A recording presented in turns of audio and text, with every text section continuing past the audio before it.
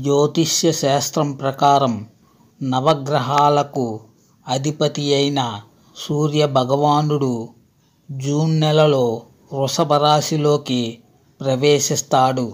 కుజుడు, శుక్రుడు, బుధుడు కూడా తమ రాశులను మారుస్తారు. ఇలా గ్రహాలన్నీ సంచారం చేయడం వల్ల కుంభరాశి వారికి అదృష్టం బాగా కలిసి వస్తుంది.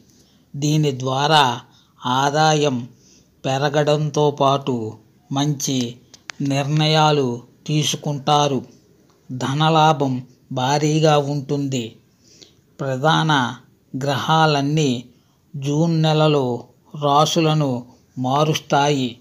గతంలో మొదలై నిలిచిపోయిన పెండింగ్ పనులన్నీ ఈ సమయంలోనే పూర్తవుతాయి.